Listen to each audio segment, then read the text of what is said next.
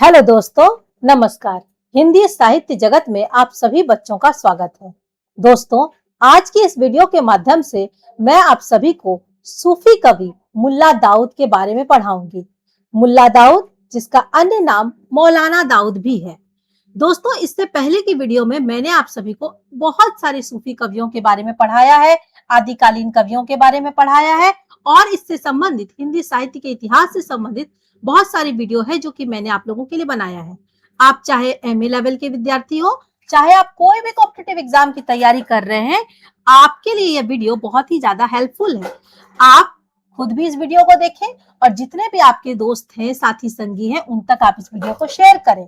सभी की ये बहुत मदद करेंगे। अब हम लोग बिना समय को बर्बाद किए एक बहुत ही महत्वपूर्ण सूफी कवि जिनका नाम है मुल्ला दाऊद, आज हम लोग इनके बारे में पढ़ेंगे।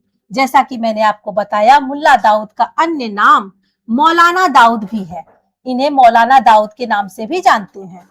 मुख्य दर्शन, सूफी दर्शन को प्रेमाख्यान के माध्यम से व्यक्त करने में निपुण। मतलब सूफी दर्शन है, जो सूफी की जो विचारधारा है सूफी काव्य की, उसे प्रेमाख्यान मतलब प्रेम के आख्यान, प्रेम कथा के माध्यम से व्यक्त करने में ये बड़े ही निपुण रहे हैं। दोस्तों, मुल्ला दाऊद की जो रचना है वो है प्रसिद्ध महाकाव्य चंदायन, और चंदायन का अन्य नाम लोर कहा है। चंदायन की रचना 1379 मानी जाती है। ये किसके समकालीन थे? तो ये दिल्ली के सुल्तान फिरोज शाह तुगलक के दरबार से जुड़े विद्वान हैं।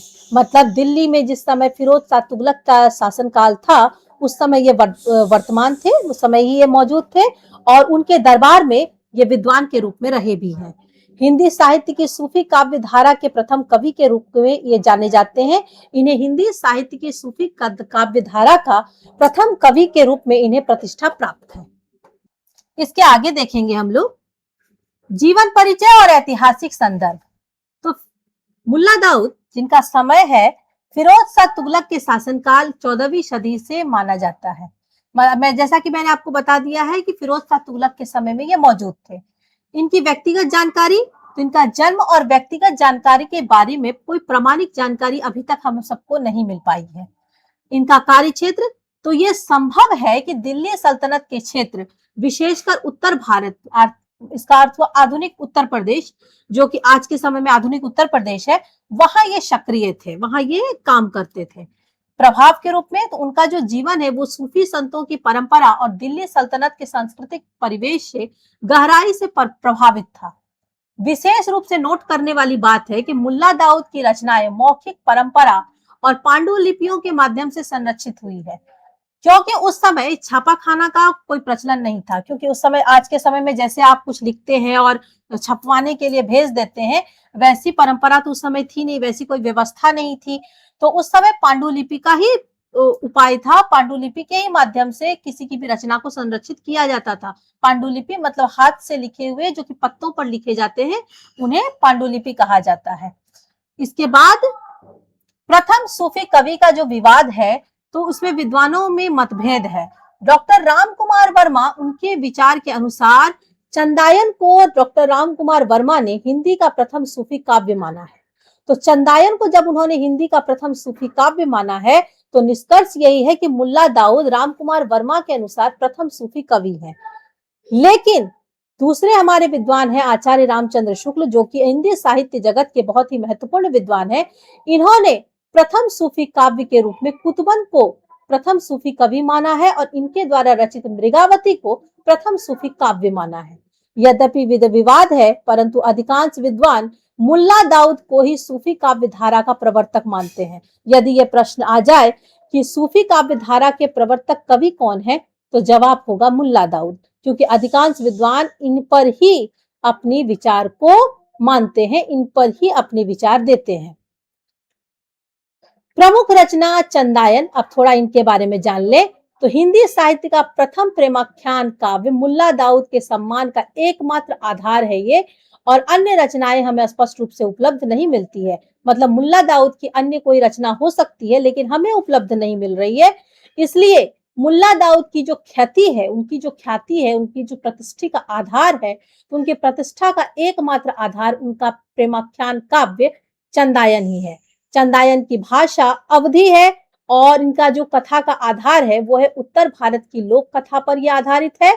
और छंद प्रयोग के ऊपर जब हम लोग देखें तो दोहा और चौपाई फारसी की जो मसनवी शैली है वो उससे प्रभावित है, परंतु भारतीय लोक परंपरा से संबंधित है। 5 अर्धालियों मतलब चौपाई और प्लस एक दोहा, मतलब 5 चौपाई हो जाने के बाद एक दोहा, और इस तरीके से कड़वक शैली में ये रचना लिखी जाती है। इनमें जो कथा है वह है यह लोरिक, मतलब एक वीर योद्धा है लोरिक, और चंदा की प्रेम कथा है। दोनों को प्रेम प्राप्ति के लिए कई कठिनाइयों का सामना करना पड़ता है, जैसा कि हम लोग कई बार समाज में सुनते हैं कि दो के बीच में प्रेम है और उन दोनों के मिलने में कई तरह की अड़चने आती है। तो वैसे ही एक वीर योद्धा है लोरिक और एक युवती है चंदा, और उन दोनों के बीच में प्रेम का भाव है और उन दोनों को मिलने में बहुत परेशानी हुई है। इसी कथा पर आधारित है चंदायन। चंदायन का सूफी दर्शन, चंदायन का सूफी दर्शन इश्क हकीकी के नाम से जाना जाता है। सांसारिक प्रेम को इश्क मिजाजी कहते हैं, और सांसारिक प्रेम के माध्यम से सूफी दर्शन के इश्क हकीकी मतलब आध्यात्मिक प्रेम। इश्क हकीकी का अर्थ क्या होता है? आध्यात्मिक प्रेम। और इश्क मिजाजी मतलब सांसारिक प्रेम की अभिव्यक्ति, मतलब सांसारिक प्रेम के माध्यम से सूफी दर्शन में इश्क हकीकी मतलब आध्यात्मिक प्रेम, अलौकिक प्रेम को दिखाया जाता है। सांसारिक रूप से नायक है लोरिक, नायिका है चंदा, और प्रतीक के रूप में देखा जाए तो आध्यात्मिक रूप में लोरिक मतलब नायक यह एक साधक का रूप है, और चंदा ये परमात्मा का रूप है। साधक और परमात्मा के मिलन की कथा दिखाई गई है लोरिक और चंदा की कथा के माध्यम से। पूरी कथा नायक और नायिका के आध्यात्मिक मिलन का प्रतीक है। इसके आगे हम लोग देखेंगे काव्यगत विशेषताएं एवं सांस्कृतिक समन्वय।